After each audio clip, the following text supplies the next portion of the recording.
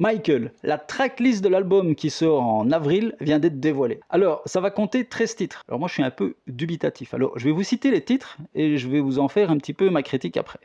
On a droit à Il Be There, Never Can Say Goodbye, Who's Loving You, un medley avec I Want You by KBC de Love You Save, et Ben. Ça, c'est pour la période avant sa carrière solo et la sortie de Off the Wall. Ce qui est un peu surprenant, c'est qu'avec la sortie de Off the Wall, donc son premier album qui était une tuerie, on n'a que 2 titres, Don't Stop Till Gellinok et Working Day and Night. Ensuite, on a un enchaînement de tout Thriller avec Beat It, Thriller, Billie Jean, Wanna Be Started Something et Human Nature. Et on termine l'album par Bad. Alors, autant vous dire, je sais que le film va sûrement s'arrêter à la période Bad, et je pense même au début de la période Bad, vraiment à la sortie de l'album, parce qu'il n'y a aucun autre titre de l'album Bad. Alors que l'album Bad, il n'y a pas un titre qui n'est pas un hit, c'est une tuerie. Donc là, on a vraiment une moitié, c'est que du Thriller. On n'a même pas droit, en fait, à un medley avec, je sais pas, peut-être les albums Triumph, Victory, ou même, pourquoi pas, un medley en mettant les lives, donc les concerts. Ils auraient pu faire un medley des concerts Triumph, un medley des concerts Victory, au moins. Il n'y a rien sur The Wiz.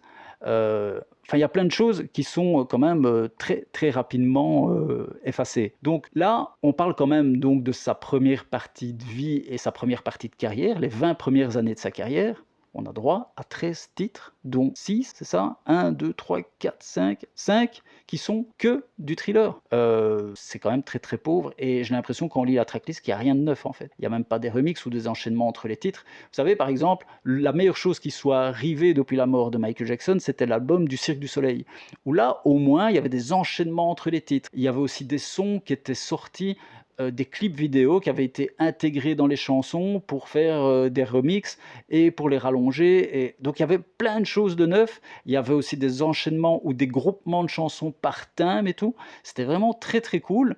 C'était beaucoup mieux même que les albums soi-disant inédits, où parfois c'était même pas lui qui chantait, où tout le monde a voulu se mêler pour faire des remixes. Donc soit. Je vais pas revenir là-dessus. Mais donc ici, je sais pas ce qui va motiver vraiment les gens à acheter l'album, parce que franchement, allez sur Spotify et écoutez une playlist, parce que là, il y a rien en fait. Il y a que dalle là-dessus. C'est vraiment pauvre de chez pauvre. Donc je suis un petit peu étonné. Ou alors ils n'ont pas encore tout dévoilé, mais je suis un peu étonné. Ou alors ils attendent de sortir le 2e film pour après nous sortir un album ultime.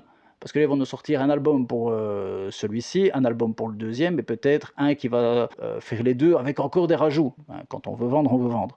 Mais donc voilà, je suis un peu... voilà, je trouve ça très décevant comme album. Après, j'ai pas vu le film, forcément, mais je suis pas super convaincu par ce projet. Ils ont fait le minimum syndical, j'ai l'impression. Bon, dites-moi en commentaire ce que vous en pensez si vous êtes fan de Michael Jackson. Et là-dessus, je vous dis